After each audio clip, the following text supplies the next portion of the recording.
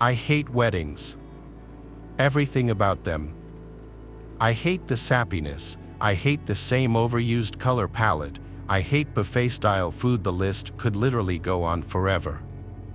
But worst of all, I hate all my friends trying to set me up at their weddings. For some reason, no one understands that I have no desire to be in a relationship or even get married myself one day. Contrary to popular opinion, I actually enjoy being by myself. It's nice. The thought of waking up to a man laying next to me literally sounds horrible. I don't need someone to share my life with. I don't need romance. I just need my dog and a hot cup of coffee in the morning before I go to work. That's it. But since I choose to surround myself with the friends I made in college, and since I choose to put up with their mundane loser boyfriends, I'm stuck going to at least 5 weddings a year for the past 3 years. Now, you may think I'm being harsh by insulting my friends' husbands, but I'm not. It's not necessarily harsh if you're really just telling it like it is. I love all my friends a lot, so I wouldn't actually tell them any of this to their faces, but I just want to make it clear for the sake of writing about what happened, all the feelings I was feeling throughout this period of my life. So, to get to the point, I'll begin by telling you this all starts with my friend Sona getting married and, of course, inviting me to the big day. I wasn't thrilled when I got the invitation, just like I'm never thrilled when I get any invitation to any social situation. But Sona was one of my very close friends, and I knew I had to go, not just because she wanted me to go, but for once, I actually wanted to be at a stupid wedding. Sona wasn't just a friend I'd met in college, she and I had been friends since birth. Literally, our moms were best friends, so we, of course, also were best friends. Besides, I didn't find her fiancé as insufferable as the others that I'd met of my friends. The day came, and it was sweet seeing her so happy. For once, I wasn't so miserable at a wedding I was attending, and I kept thinking to myself, this isn't so bad. But cue the disaster, this ended up being so bad. Yeah, this day ended up being the beginning of the worst 5 months of my life. During the reception, all my friends were introducing me to different men that, of course, I was never into. But there was something different about Tony. This man straight up would not leave me alone. Once my friends had introduced me to him, he just followed me everywhere I went. Even when I tried to escape him by going to the bathroom, after 30 minutes of hiding inside, he would be there waiting for me to come out. This guy was so annoying and started to be really creepy. He just kept repeating that he was an empath and would not stop begging me to let him tell me what kind of person he knew I was. Literally just kept saying, "Oh please, please let me tell you about yourself. I can teach you how to grow as a person," to which I kept responding, "I know myself very well, thanks." I even tried just ignoring the guy, but that didn't even work. Eventually, he just took it upon himself to, as he called it, empathically tell me all about myself, which weirdly enough just ended up being a bunch of insults about my personality.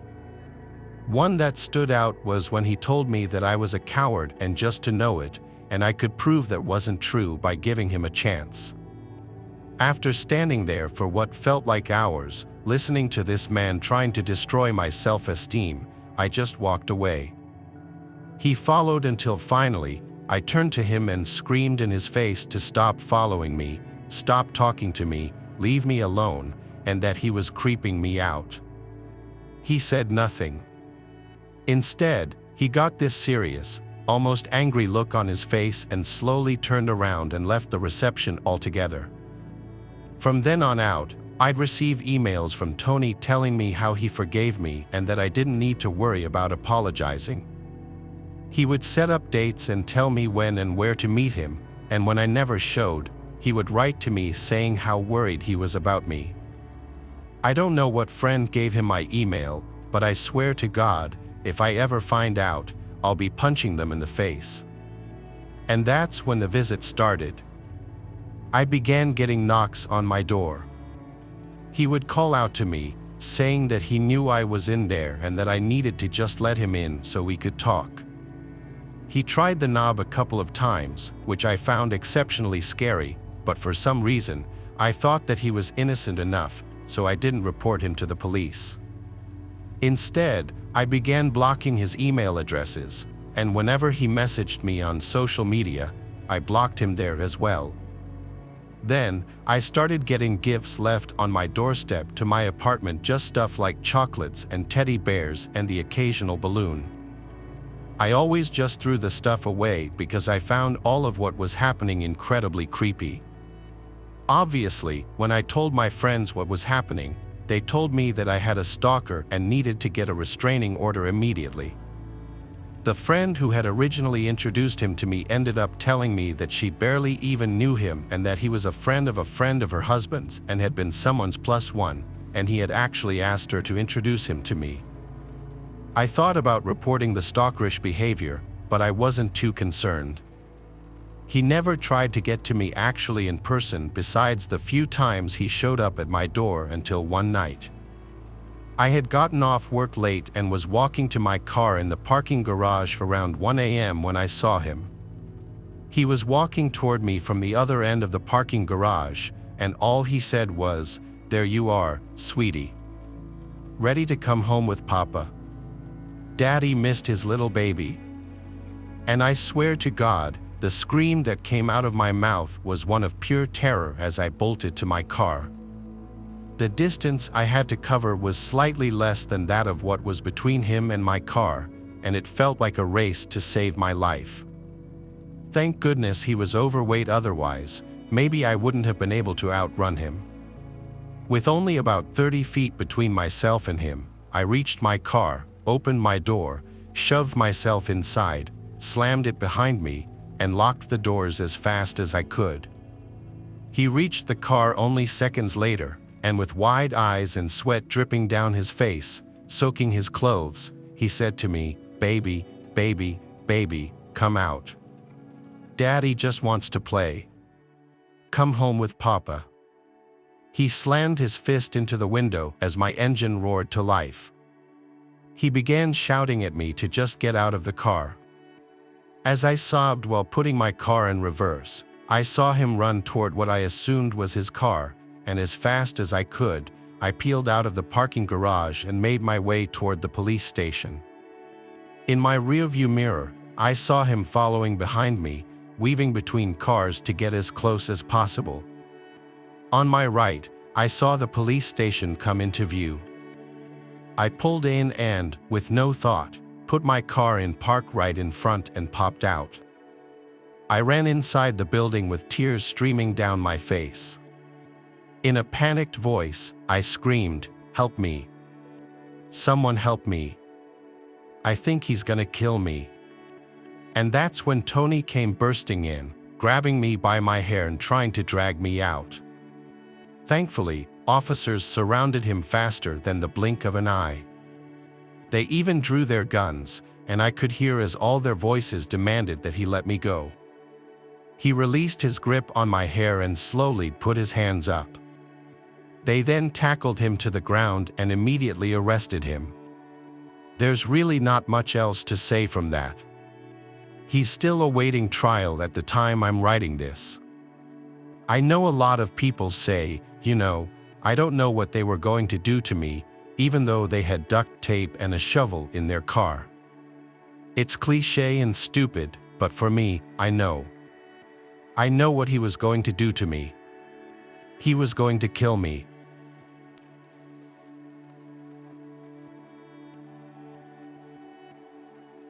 I had a pretty low-key beach wedding, mostly just family and friends. My wife, who I'll just call Mary, invited more people than me for sure. She even invited her ex-boyfriend Tony. I didn't know exactly how I felt about that at the time, but I acted accepting and fine with it because I knew they remained close friends. There were about 50 people at the wedding ceremony, including Tony. I didn't pay him much mind the day of the wedding because it was such a big day and my mind was obviously racing. Tony was friendly to me, but throughout the wedding reception, I noticed Tony would constantly be talking to Mary, and when he wasn't talking to her, he'd be looking in her general direction. I mean, Mary and I were married now, it's not like he had any shot at all. So at the time, I started to think maybe I was just being a little too paranoid. Even if it was slightly annoying, Tony came alone to the wedding, which I thought was just a tad weird that he didn't bring a date. My wife and I stayed in a fancy waterfront hotel that night, and the next day we went back home. A couple of people who didn't make the wedding came by the house to congratulate us and drop off gifts. Surprisingly, Tony stopped by as well. Mary and I had recently moved into a new house together, and Tony claimed to have stopped by to check out her new place and to drop off his gift that he didn't get to give us yesterday. He handed us, well, Mary specifically, an envelope and a little foot-long teddy bear holding a heart. On the heart were our initials, which I actually found to be a nice, thoughtful gift. We gave Tony a tour of the house and he stayed for a beer, but after that, he said he'd better get going and congratulated us once more before leaving. Inside the envelope was a card containing $100. As nice as I thought the gifts were, I still believed he had some serious feelings for Mary, and I asked her to ease back on the friendship a bit. She couldn't see what I saw though, apparently. She swore up and down that they were just very close friends and that there were no feelings left on either side. Mary put the teddy bear next to some of the other gifts on our dressers. While my wife and I were in bed together having a romantic moment, I stopped her when I heard this weird noise. I couldn't put my finger on what it was, but it sounded like a small electrical component. I looked around for my phone and found it was on my nightstand. I chalked it up to being a vibration from a text notification. Like half an hour later, laying in bed with the light off, I once again brought up Tony, asking if he'd texted her since the day before. She said he has, and I got a little annoyed. I repeated myself, saying I don't want her talking to him anymore. She got a little mad at me for accusing her of being interested in him at all. I assured her he was still interested in her. Why else would he stick around in his ex's life like this? She got back at me with her assurance that she doesn't view him romantically at all, that she's no longer attracted to him, and that she broke up with him for a reason. She followed this with she will ease back on her contact with him. I apologized for coming at her like that, and we went to sleep. The next day, when I got home from work, Mary exclaimed that Tony randomly blocked her on Facebook. When she texted him asking what's wrong, he replied, "What do you care? I heard the things you said." When she tried texting back, asking what he was talking about, she saw that he blocked her number now too. I wondered if maybe she butt dialed him on her phone while we had that conversation the previous night, but when she checked her call history, his name wasn't there. I wasn't angry though him blocking her meant I was right that he did still have feelings, and now he'd be gone. That night, while in bed, we talked about it some more. Then I heard the little electronic vibrating sound again. I looked at the teddy bear on the dresser, then I got up and went to pick it up, and my heart dropped. I grabbed a knife from the kitchen and started to tear the bear open. Mary realized it immediately too.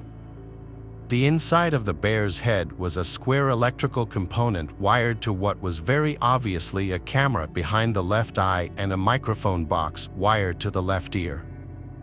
This was connected to some kind of Bluetooth device that would probably allow a phone to send and receive data.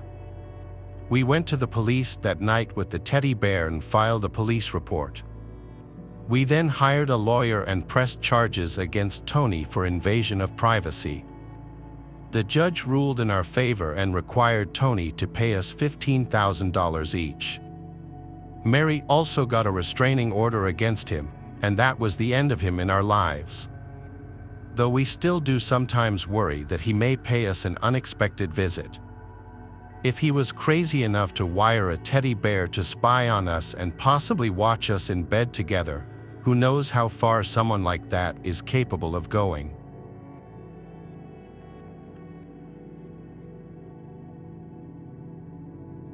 I'm what you would call a serial bridesmaid. Like the saying, always the bridesmaid, never the bride, that's basically my life. I guess I'm the woman that attends a lot of other people's weddings but never has one of her own. Anyways, when my friend originally asked me to be one of her bridesmaids, I happily agreed. Her wedding would be about 10 months from when she asked, and I wasn't too happy about the way I looked. I made it my mission to lose weight before the wedding so I could feel good in my dress. I don't think my friend actually took me seriously though, because even though I told her to wait, she ordered my dress in a larger size. About a month before the wedding, all the bridesmaids were asked to go in to try on our dresses. Given that I had lost around 80 pounds by that point, my dress was no longer in the size I needed. My measurements were taken, and I was assured the dress would be tailored perfectly to fit me at my new size and be ready for the wedding. I was ecstatic. I was so excited for everyone to see how good I looked in this dress. The day before the wedding, I picked up the dress and hung it up in the closet overnight. I was smiling as I fell asleep. I was so happy for once in my life to be wearing a dress that I knew I looked good in, and I worked so hard to get there. The next morning, I grabbed my dress from the closet and made my way to the wedding venue. We had all made plans to get ready together at the venue. We all put on our dresses, and when I looked in the mirror, I was in awe of the person standing in front of me. I looked incredible. I finally felt confident in my own skin, and that was something I hadn't felt in years. The only problem was the dress was super tight, and the lace on the legs was actually really uncomfortable. It felt like I was being poked at my legs, but I was so happy for my friend and so happy with the way that I looked that I tried my absolute best to ignore it. Throughout the ceremony, the itching and even pain just kept getting worse. It was most annoying when I would walk, but even standing still or just sitting didn't give me relief. After the ceremony, one of my friends noticed little spots of blood seeping from the bottom of my dress. I was concerned and was done with the pain, so I decided to change clothes before the reception. When I slid the dress off over my legs, I noticed my calves were covered in small dots of blood, almost like little puncture wounds that hurt to touch. I just assumed that it was because they were fresh cuts that needed to heal. I searched the dress for any possible pins left behind but found none, so I just assumed that it really was the lace that had cut up my legs like I originally thought. I changed into some shorts and hoped that I wouldn't have any more problems for the rest of the night. That wasn't the case though. Every step was painful, and every small movement I made in my legs hurt. By the end of the night, I was on the verge of tears and could barely even walk. One of my close guy friends had to carry me to his car and drive me home. The next day, I made an appointment to see my doctor. Unfortunately, they had no available slots open until the next week, and it would be 5 days until they could get me in. This was a problem. By this point, I could no longer stand. I knew that I'd be bedridden or at best able to walk only 5 feet to the bathroom or 5 feet to the front door. I considered going to the hospital, but I figured that I'd suck it up and deal with the pain until I could see my family doctor. I lived in a studio apartment at the time, so everything was within about 15 feet. For the next 5 days, I limped around my apartment in severe pain. It was horrible. It felt like someone was shoving knives into my calves with each step that I took. Finally, when it was time to see my doctor, he didn't tell me to get X-rays like I was hoping. Instead, he told me that it was most likely arthritis and prescribed me multiple medications, one being for pain. The pain meds helped a little bit. I was able to walk 20 feet before feeling the pain and needing to rest, but to me, that was better than nothing. For the next year, I worked from home. I completely lost my social life, and my friends visited me less and less because all I did was complain about the pain I was in. No matter how many doctors I went to and told about the pain, none would schedule me for an X-ray. I became increasingly concerned about the arthritis medication I was taking when I realized nothing had actually been done to confirm that diagnosis. I continued the pain meds but stopped the others. I'd actually gotten to a point where I didn't even want to live anymore. I almost wished that they would just amputate my legs so I would never have to feel this way again. I missed the life I used to live and the friends I used to have. For a year, I hadn't felt like myself, and I was done letting doctors tell me what was happening to me wasn't serious. I made an appointment to see another doctor, probably the 20th that year, and I made a deal with myself that I would demand that he send me for some type of diagnostics or X-rays. I didn't really know, but he did just that. I was scheduled to get an X-ray of my legs the next day, and that was the first day I smiled in a very long time. The day of the X-rays, I made my way out of the house with my cane and took a cab to the office. I laid there as they took images of my legs.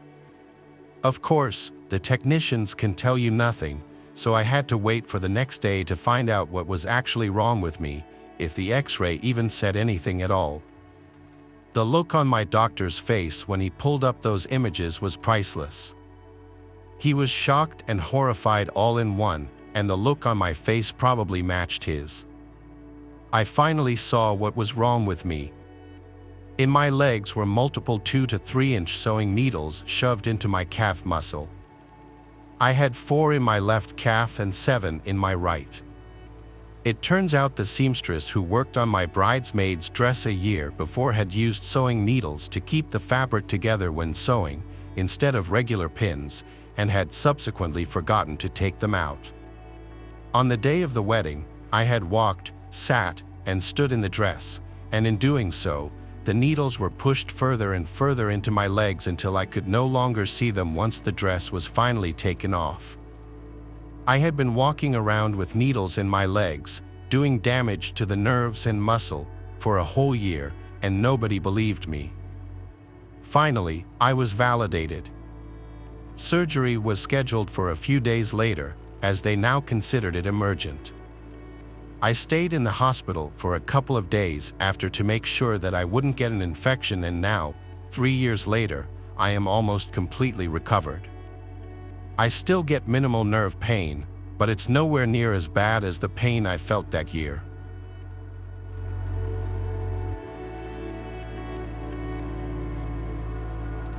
Thanks for watching the video. Subscribe to the channel and turn on notifications to watch the latest videos.